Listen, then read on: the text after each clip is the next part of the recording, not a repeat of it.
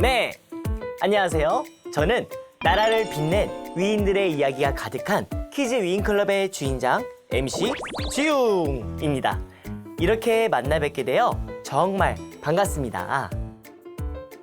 네? 오, 위인들의 이야기가 너무 궁금하시다고요? 그렇다면 아주 잘 오셨습니다. 이곳엔 위대한 인물들의 이야기가 아주 가득하니까요. 어떤 위인이든 말씀만 하세요. 제가 딱 알맞은 이야기를 찾아서 생생하게 들려드릴게요. 오, 마침 의뢰인으로부터 메시지가 도착했어요. 오호. 이분이 궁금하시군요. 탁월한 선택이십니다. 자, 그럼 지금부터 오늘의 주인공의 아주 근사한 이야기가 바로 시작됩니다.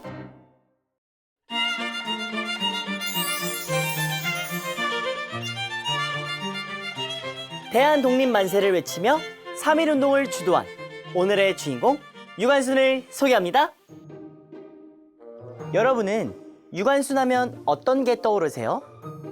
저는 이 태극기가 떠오르는데요. 대한독립 만세! 대한독립 만세! 아마 3.1운동에서 이렇게 태극기를 흔들면서 외쳤을 거예요. 다시 생각해봐도 어린 소녀가 참 용감하고 멋진 것 같아요. 유관순의 어린 시절은 어땠을까요? 유관순은 토지를 빌려 농사를 짓는 가난한 소장농 집안에서 태어났어요. 어려서부터 씩씩한 성격으로 남다른 리더십과 장난기가 많아 장난꾼이란 별명을 가졌다고 해요. 유관순의 가족은 모두 교회를 다녔는데 할아버지 때부터 기독교 신앙이 시작되었죠. 1910년 우리나라가 일본의 나라를 빼앗기게 되자 유관순의 아버지는 잃어버린 나라를 되찾기 위해선 교육이 필요하다고 생각했어요. 그래서 집을 팔아 흥호학교를 세우고 동네 아이들에게 학문을 가르치며 나라를 사랑하는 마음을 키워줬어요. 유관순 역시 열심히 공부해서 서울에 있는 이화학당의 장학금을 받으며 다니게 되죠. 보통과 3학년으로 편입한 유관순은 밝고 다정한 성격으로 친구들이 많았다고 해요. 특히 같은 반 친구가 식비를 못 내서 밥을 못 먹게 되자 같이 굶을 정도로 친구를 아주 잘 챙겨주었죠. 1919년 1월 21일 고종 황제가 갑자기 죽고 일본이 계획한 독살 사건이었다는 소문이 돌자 일본에 있던 한국 유학생 400여 명이 28 독립선언을 해요.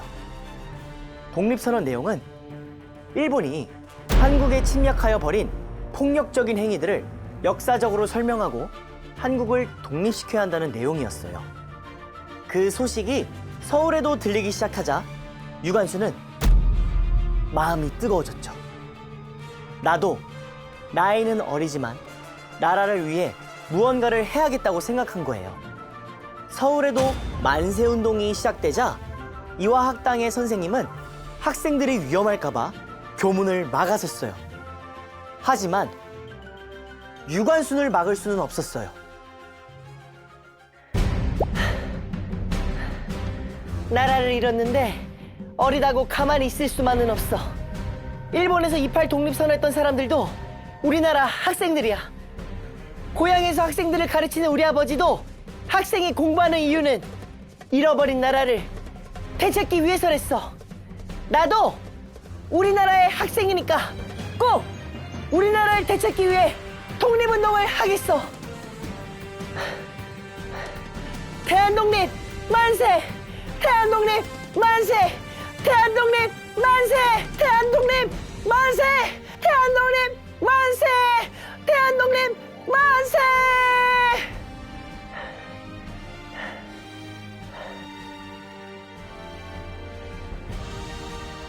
대한독립 만세!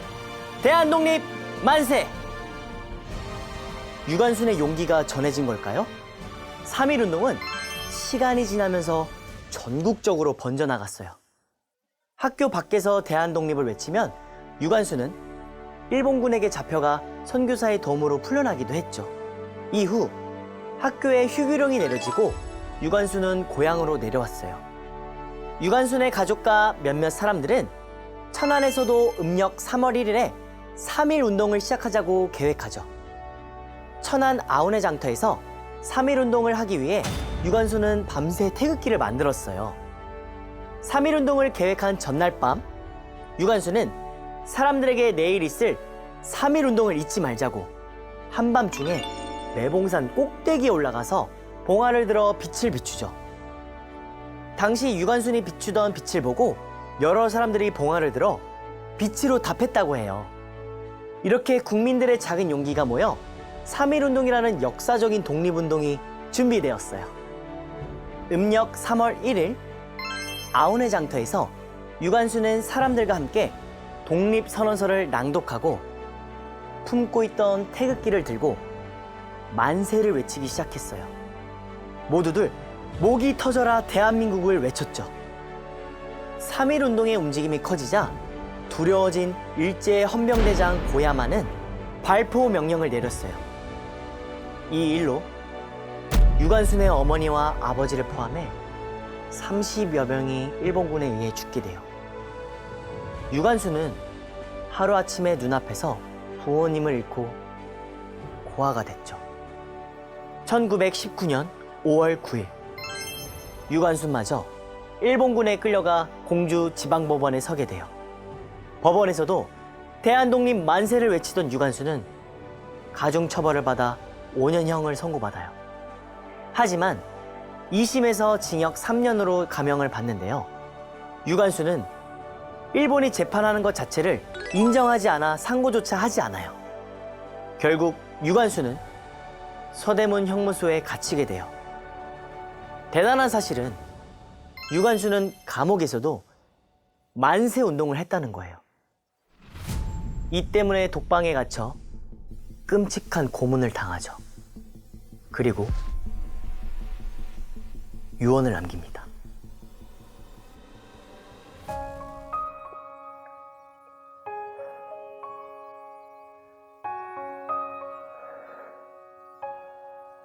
내 손톱이 빠져나가고 내 귀와 코가 잘리고 내 손과 다리가 부러져도 그 고통은 이길 수 있사오나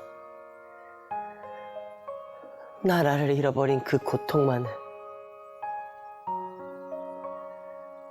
견딜 수 없습니다. 나라에 바칠 목숨이 오직 하나밖에 없는 것이 이 소녀의 유일한 슬픔입니다.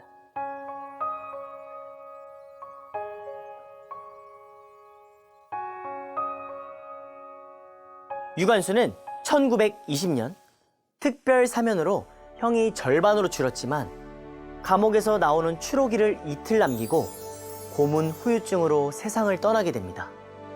그때가 유관순 나이 17살 때였어요. 유관순은 3.1운동 당시 이름 없이 사라져간 수많은 민중을 대표한 인물입니다. 그들의 희생이 있어서 우리나라가 독립할 수 있었죠. 자, 이렇게 오늘은 나라를 되찾기 위해 끝까지 대한독립 만세를 외쳤던 유관순 열사를 만나봤습니다. 자, 이렇게 이야기가 끝나면 아쉬우니까 저의 조수 지영이가 준비한 이야기 속 팩트 체크가 기다리고 있어요. 그럼 지금 만나볼까요?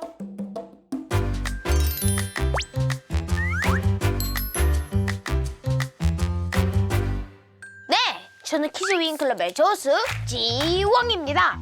앞에 유관순 열사 이야기는 잘 들으셨나요? 유관순 열사가 목숨을 바쳐 외쳤던 대한독립 만세! 그 만세 소리는 3.1 운동을 통해 수많은 사람에게 전해졌는데요. 제가 3.1 운동에 대해서 알아봤습니다.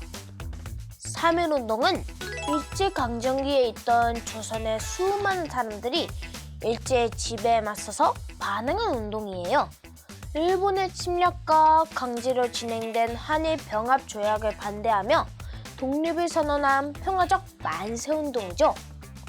1919년 당시 세계에서는 힘이 센 나라가 약한 민족을 침략해서 나라를 빼앗는 행동을 그만두자는 소리가 나오기 시작했어요. 국내에는 일본이 고종 황제를 독살로 죽였다는 소문이 퍼지고 있었고요. 이 때문에 나라를 빼앗길 우리나라 사람들의 억울함이 점점 커져가고 있었죠. 바로 이 시점에 우리 민족이 독립의지가 강하다는 것을 보여주기 위한 평화적 만세운동이 시작됐어요. 1919년 2월 8일 일본 동경에서 유학 중이었던 우리나라 유학생이 모여 28 독립선언을 만들고 만세운동을 벌여요. 이후 민족대표 33인의 독립선언을 만들고 마침내 3월 1일 서울 종로구의 탑골공원에서 만세운동이 시작됩니다. 대한독립 만세! 대한독립 만세! 서울에서부터 지방의 각지에서 어린이, 학생, 농민 등 다양한 사람들이 태극기를 들고 나와 만세를 불렀어요. 이 운동에 참여한 사람들이 약 50만 명으로 알려지고 있어요.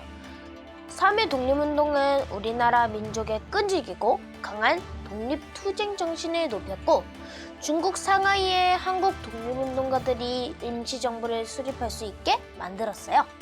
또한 일제의 폭력적인 통치 방법을 문화통치로 바꾸었고 1945년 8월 15일 마침내 일본으로부터 해방되었죠.